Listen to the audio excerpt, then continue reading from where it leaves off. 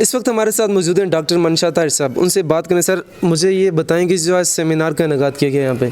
तो इसका क्या मकसद था और इन फ्यूचर इसमें बेहतरी के लिए आपकी जो कि हेल्थ डिपार्टमेंट से आप तल्लुक़ रखते हैं, तो किस हद तक बेहतरी आ सकती है? बहुत शुक्रिया जी। आज का जो ये हेल्थ एजुकेशन सेशन हुआ, एक सेमिनार हुआ जो रीड फाउंडेशन हाई स्कूल अटियाँ बाला के फ़ीमेल कैंपस में, ये सेशन इंतहाई ज़रूरी था चूँकि अक्टूबर पूरी दुनिया में और पाकिस्तान में भी ब्रेस्ट कैंसर अवेयरनेस के हवाले से मनाया जाता है। तो इस पे बहुत सी NGOs, बहुत सी अदारे और मुख्तलिफ़ लोग काम कर रहे हैं, लेकिन AJK हेल्थ डिपार्टमेंट का नुमाइंदा होने की हैसियत से अपने लोगों को बतौर डॉक्टर ये मैंने अभी अपना फ़र्ज़ समझा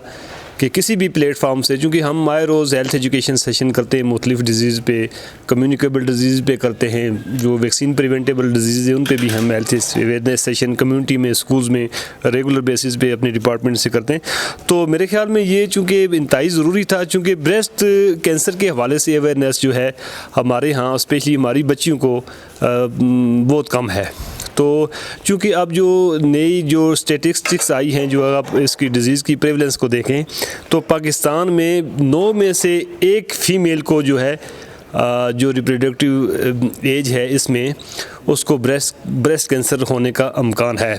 और फिर ये ऐसी चीज़ है कि अगर इसको हम आसानी के साथ इसको कंट्रोल कर सकते हैं, अगर अर्ली इसकी डायग्नोसिस हो जाए, बर वक्त अगर तशख़ीस हो जाए अर्ली स्टेज पे, तो इसको आसानी के साथ वो ट्रीट किया जा सकता है। तो इसलिए हम सब का फ़र्ज़ है कि हम ये कम्युनिटी में स्पेशली हेल्थ डिपार्टमेंट का, हमारे डॉक्टर्स का,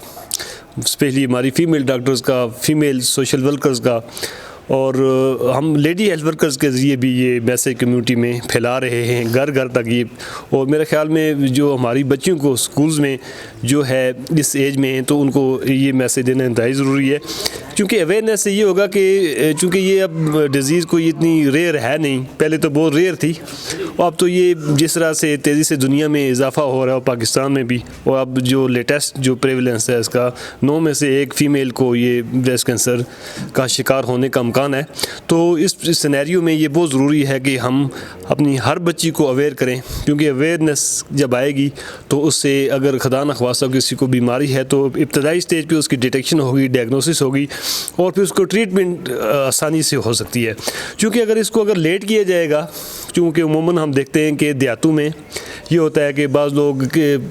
मुख्तलिफ़ किस्म के टोटके अपनाते हैं। किसी को अगर कोई छाती में गिल्टी निकल आई है तो कभी हकीमों के पास जाते हैं, कुछ लोग कहते हैं इसको दम कराओ, कुछ कहते हैं इस पर प्याज बांधो, कुछ लोग अताइयों के हथे चढ़ जाते हैं। तो वक्त गुजर जाता है, जब ये ब्रेस्ट कैंसर स्टेज 4 में दाखिल हो जाता है वो, तो फिर वहाँ पर वो फैटल सूरत अख्तियार कर जाता है, जो कि मोहलक साबित हो सकता है और इंसानी जान जा सकती है। तो जितनी जल्दी हम इसको डायग्नोज कर लें, और ये हमारे मकासद उस वक्त हासिल होंगे कि जब हम इसकी अवेयरनेस देंगे, स्पेशली फ़ीमेल्स में, चूँकि ये फ़ीमेल्स को बीमारी है, तो जितनी ज़्यादा हम अपनी बच्चियों को अवेयर करेंगे इस बारे में, तो इतना ज़्यादा बीमारी पे काबू पाने के हमारे पास चांसेस ज़्यादा हैं। Thank you.